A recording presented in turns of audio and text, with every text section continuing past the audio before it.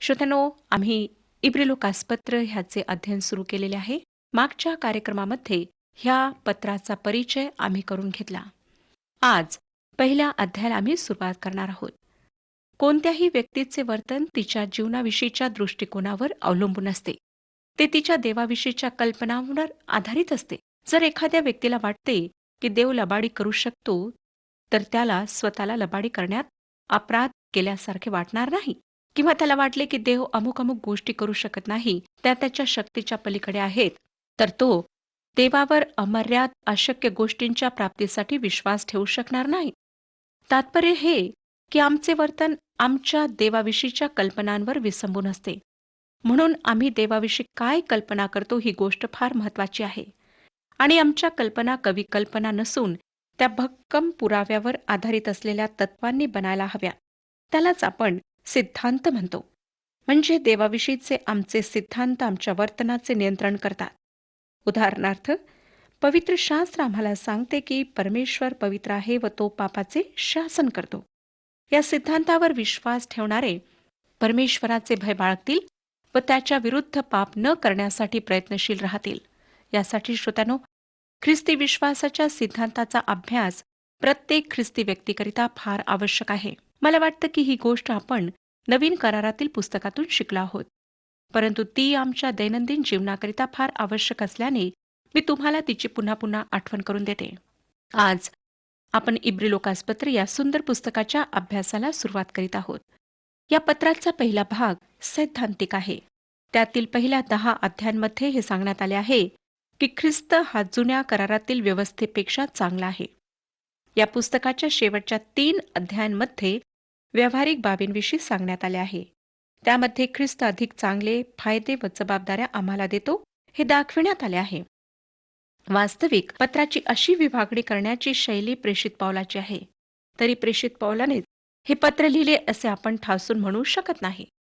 इब्री लोकासपत्र या पुस्तकाचा लेखक कोण हा प्रश्न वादग्रस्त असला तरी आपण एक गोष्ट लक्षात ठेवायला हवी, ती ही की या पुस्तकाचा खरा लेखक पवित्र आत्मा आहे.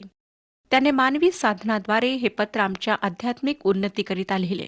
या पुस्तकाची व्याप्ती, त्यात मांडलेले सिद्धांत हे सर्व माझ्या बुद्धी सामर्थ्याच्या पलीकडचे आहेत. परंतु काही अभ्यास पद्धतींच्या साह्याने व मार्गदर्शक पवित्र आत्म्याच्या साह्याने आपण या पुस्तकातील आत्मिक संपत्तीचा लाभ घेणार आहोत. या पुस्तकाचा अभ्यास करीत असताना आपण दुसरी एक गोष्ट लक्षात ठेवायला हवी, ती ही की हे पुस्तक यहुदी लोकांना म्हणजे इब्री विश्वासणाऱ्यांना संबोधून लिहिले आहे. हे इब्री किंवा यहुदी विश्वासणारे एका विशिष्ट परिस्थितीचा सामना करीत होते. एकीकडे मोशेने दिलेली जुनी नियमशास्त्राची व्यवस्था आता संपुष्टात आली होती. पूर्वी मंदिरात वाहिली जात ती अर्पणे आता निरर्थक झालेली होती, कारण ख्रिस्ताने नियमशास्त्राची परिपूर्ती आपल्या अर्पणाद्वारे केली होती व त्यामुळे दुसरीकडे आता कृपेची व्यवस्था त्यांच्यासमोर सादर करण्यात आली होती. दुसऱ्या शब्दांमध्ये सांगायचे झाले तर हे यहुदी व्यवस्थेविषयीच्या स्थित्यंतरातून जात होते. नियमशास्त्र ज्या गोष्टींची मागणी करीत होते त्या गोष्टी करणे विश्वासणाऱ्यांकरिता आता पाप असे गणण्यात येत होते. ही परिस्थिती विशेष अशी होती म्हणून इब्री लोकासपत्र हे यहुदी विश्वासणाऱ्यांना उद्देशून लिहिले गेले. तथापि त्याची शिकवण सर्व काळामधल्या प्रत्येक जातीतल्या वंशामधल्या विश्वासणाऱ्यांसाठी लागू पडते. ही शिकवण तुमच्या व माझ्याकरिता अर्थपूर्ण आहे. तरीही हे पत्र यहुदी विश्वासणाऱ्यांना उद्देशून लिहिले आहे हे आम्ही विसरू नये. उदाहरणार्थ, ख्रिस्त हा संदेष्टांपेक्षा श्रेष्ठ आहे हे या पुस्तकातले सत्य यहुदी विश्वासणाऱ्यांकरिता अधिक महत्वाचे ठरेल. इब्री लोकासपत्र पहिला अध्याय आणि पहिलं वचन सांगतं, देव प्राचीन काळी अंशांनी व प्रकारांनी संदेष्टांच्याद्वारे आपल्या पूर्वजांशी बोलला. तुमच्या लक्षात आलेच असेल श्रोत्यानो की या पुस्तकाची व या वचनाची सुरुवात देव या शब्दाने होते. हे पुस्तक काही विशिष्ट मूलभूत तत्वांवर आधारित आहे, जसे भूमितीचा अभ्यास करताना किंवा अंकगणिताचा अभ्यास करताना काही मूलभूत तत्वांवर विश्वास ठेवणे किंवा ती गृहीत धरणे आवश्यक असते. तसे न केल्यास आम्ही गणिते सोडवू शकत नाही. उदाहरणार्थ, 2+2=4 हे सूत्र, ते जर आम्ही गृहीत धरले नाही तर आम्ही गणिते करू शकणार नाही. तसेच इब्रिलोकासपत्र या पुस्तकाचा अभ्यास करताना काही मूलभूत तत्वांवर विश्वास ठेवणे आवश्यक आहे, कारण हे पुस्तक या तत्वांवर विसंबून आहे. त्यापैकी पहिले तत्व देव आहे हे आहे. पवित्र शास्त्रातले पहिले पुस्तक, उत्पत्तीचे पुस्तक, जसे देवाचे अस्तित्व सिद्ध करण्याचा प्रयत्न करीत नाही, तसेच हेही पुस्तक ते सिद्ध करण्याचा प्रयत्न करीत नाही. ही दोन्ही पुस्तके देवाचे अस्तित्व गृहीत धरतात. निसर्गाच्या विविध रूपांमध्ये देवाच्या अस्तित्वाचे प्रगटीकरण आहे. जर डोंगरावरून चालताना किंवा नदीच्या विशाल पात्राच्या किनाऱ्यावर उभे राहून किंवा रात्री तारांगणाकडे पाहून जर त्यांच्या निर्माणकर्त्या देवाला तुम्ही ओळखत नसाल, तर तुमच्यात काहीतरी उणीव आहे. 19व्या स्तोत्राच्या पहिल्या वचनात स्तोत्रकर्ता लिहितो, आकाश देवाचा महिमा वर्णिते, अंतरिक्ष त्याची हस्तकृती दर्शविते. तसेच रोमकरासपत्र पहिला अध्याय आणि 20व्या वचनात प्रेषित पौल लिहितो, रोमकरासपत्र पहिला अध्याय 20वे वचन, त्याचे म्हणजे देवाचे अदृश्य गुण, म्हणजे त्याचे सनातन सामर्थ्य व देवत्व ही निर्मिलेल्या पदार्थावरून ज्ञात होऊन सृष्टीच्या उत्पत्ती कालापासून स्पष्ट दिसत आहेत. स्पष्ट आहे की निसर्ग सृष्टीतून देवाचे अस्तित्व अगदी स्पष्ट दिसून येते. जर निर्मित विश्व तुम्हाला निर्मात्याविषयी काही सांगत नसेल, तर तुमच्या विचार करण्याच्या पद्धतीत काहीतरी उणीव आहे.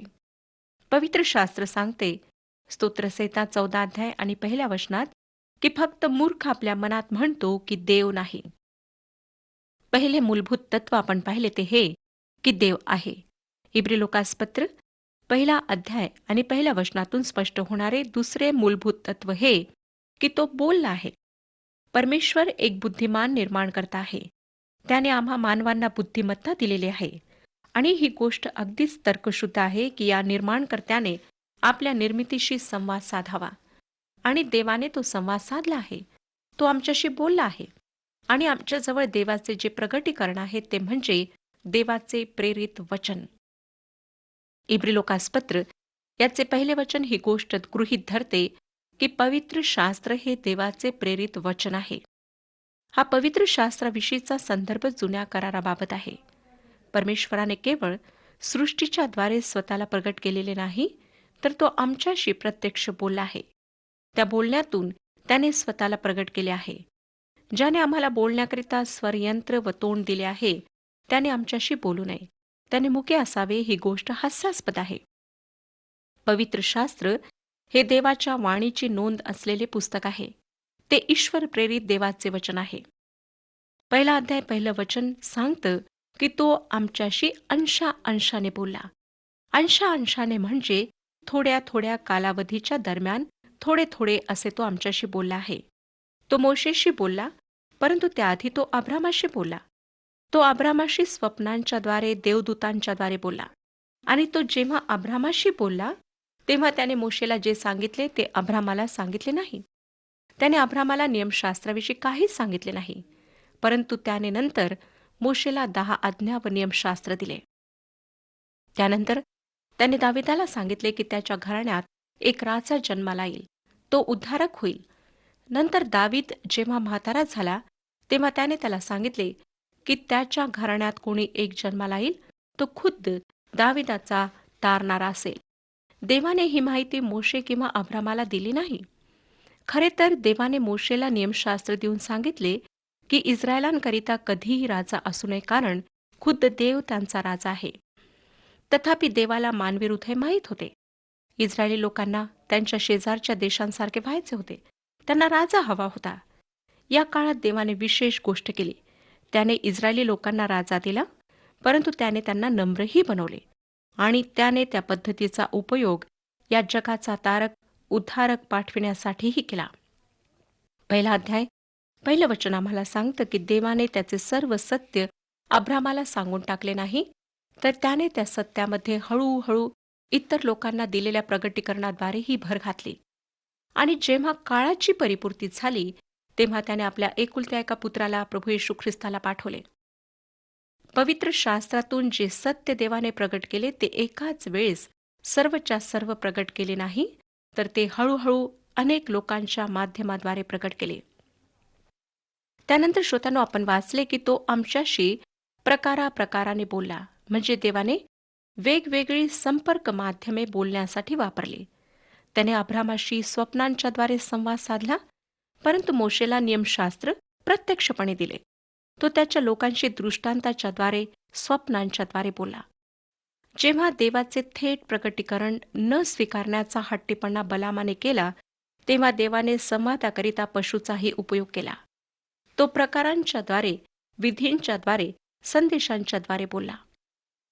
त्याने मानवाशी संवाद साधण्यासाठी विविध प्रकारांचा माध्यमांचा उपयोग केला आणि 1,500 वर्षांच्या कालावधीत साधारण 40 लेखकांचा त्याने उपयोग केला.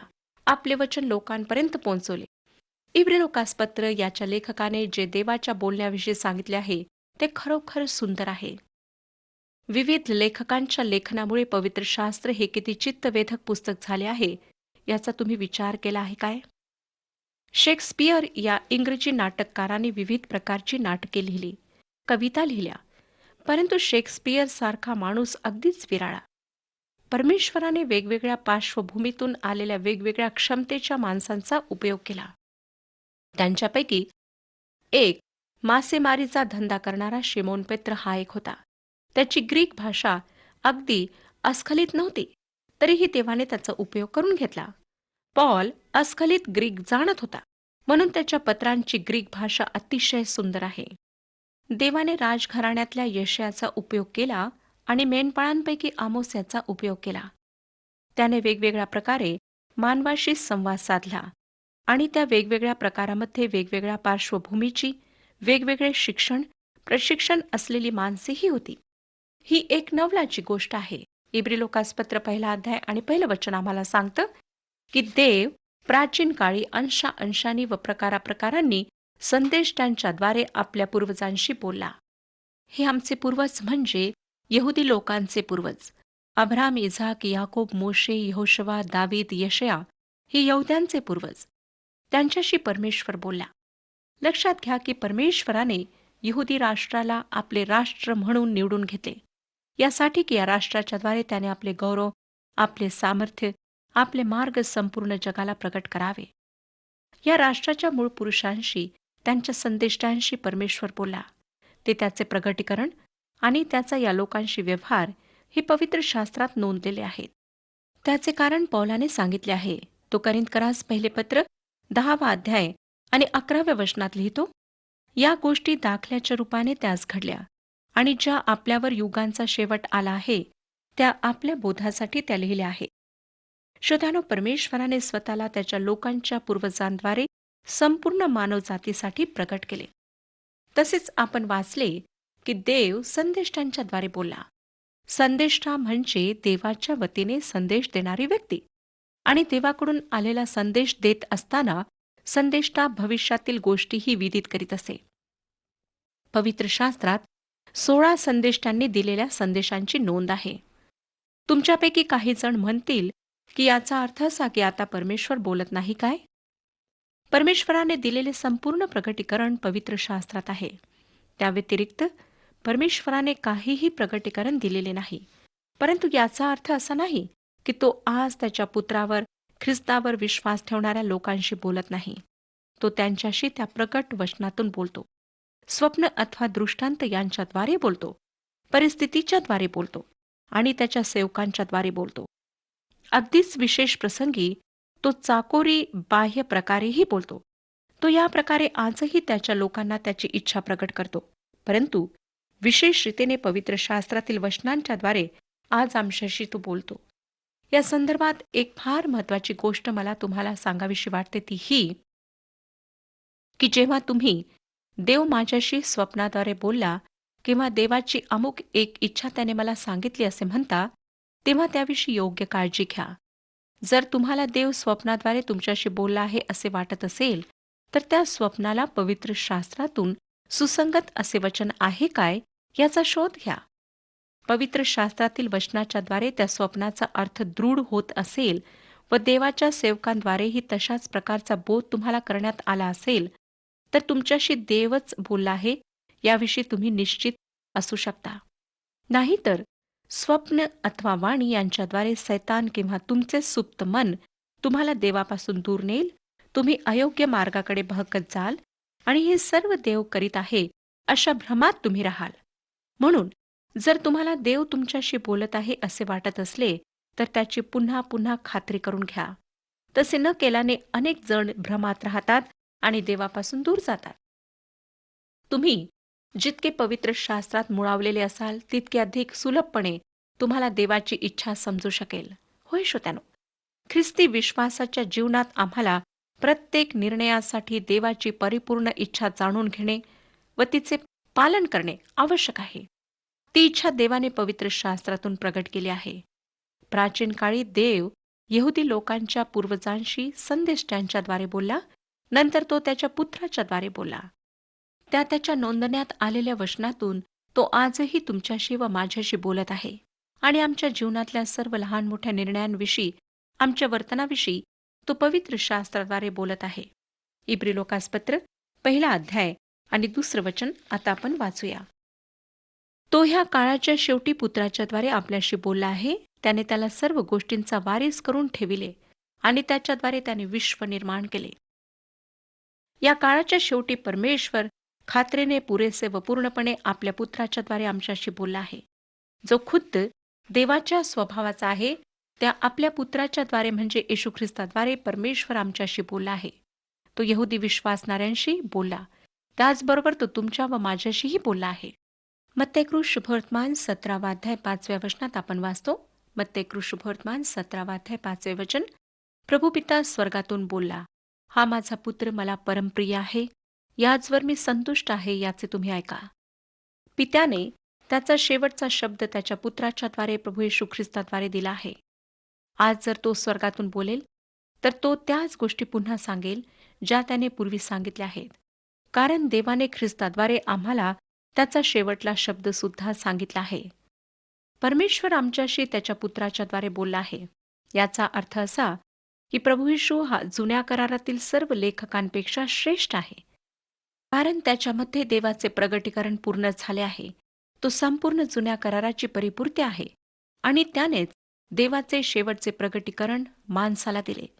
प्रभू येशू ख्रिस्ताने योहान शुभवर्तमान 16 अध्याय आणि 15 वचनात म्हटले, पवित्र आत्मा जे माझे आहे त्यातून घेऊन ते तुम्हास विदित करील. म्हणून देवाच्या आत्म्याने योहान, याकोब, पेत्र, लूक, मत्ते या व नवीन करारातील इतर लेखकांना प्रेरित केले आणि त्यांच्याद्वारे त्याने आम्हाला देवाचे पूर्ण प्रगटीकरण दिले. श्रोत्यानो, इब्री लोकासपत्र 1 अध्याय आणि 2 वचनातून स्पष्ट झालेल्या ख्रिस्ताच्या श्रेष्ठत्वाविषयी आपण पुढील कार्यक्रमामध्ये तपशीलवार अभ्यास करणार आहोत. त्याआधी ख्रिस्ताच्या संदर्भातील काही महत्त्वाच्या गोष्टींकडे मी आपले लक्ष वेधू इच्छिते. येशू ख्रिस्त हा एक हुतात्मा होता. तो एक धर्मसुधारक होता. तत्कालीन धार्मिक पुढाऱ्यांचा दांभिकपणा उघड करणारा एक पुरोगामी नेता होता. तो एक तारक होता. या व अशा प्रकारची विधाने ख्रिस्ताचे महत्त्व कमी करतात. त्याची तुलना कोणत्या हुतात्म्याबरोबर करणे, धर्मसुधारक किंवा पुरोगामी नेत्याबरोबर करणे म्हणजे त्याची शिकवण, त्याचे व्यक्तिमत्व, त्याचे जीवन, त्याचा मृत्यू व त्याचे पुनरुत्थान या सर्वांना कमी लेखणे आहे. पवित्र शास्त्र आम्हाला त्याच्याविषयी सांगते की तो देवाचा शब्द होता. तो देहधारी झाला म्हणजे त्याचे संपूर्ण जीवन जन्मापासून मृत्यूपर्यंत आणि नंतर पुनरुत्थानापर्यंत हे देवाचे माणसाला झालेले प्रगटीकरण आहे. त्याच्याद्वारे देवाने स्वतःला मानवासमोर मानव होऊन प्रगट केले. एवढे मोठे व सत्य प्रगटीकरण जर आम्हाला प्राप्त झाले आहे तर आम्हाला ज्योतिषशास्त्र, हस्तमुद्राशास्त्र, मानवी बुद्धीने लिहिण्यात आलेले तत्वज्ञान, धर्मशास्त्र, नीतिशास्त्र यांची गरज काय आहे? ही सर्व शास्त्रे मानव निर्मित आहेत म्हणून ती परिपूर्ण नाहीत. जे परिपूर्ण आहे, देवापासून आहे, ते ख्रिस्त येशूद्वारे प्रगट झालेले आहे. आज आम्ही त्याच्याकडे लक्ष लावण्याची गरज आहे. पवित्र देवाने पापी मानवासाठी सिद्ध केलेले उद्धार कार्य ख्रिस्ताच्या देहात, शिकवणुकीत, मृत्यूत व पुनरुत्थानात प्रगट झालेले आहे. जी मुक्तीच नाही तिच्या मागे तुम्ही धावू नका. ख्रिस्ताकडे पहा. तो तुमच्याकरिता देवाने दिलेली मुक्ती आहे. ख्रिस्त देवाचे जिवंत वचन, जिवंत शब्द आहे. त्याचे ऐका. तो देवाचे मानवी रूप आहे. त्याच्याकडे पहा. तो आज तुम्हाला आर्जव करून म्हणत आहे, अहो कष्टी व भाराक्रांत जन हो, मजकडे या, म्हणजे मी तुम्हास विसावा देईन. हा शब्द, हे वचन जिवंत व खऱ्या देवाच्या मुखातले आहे.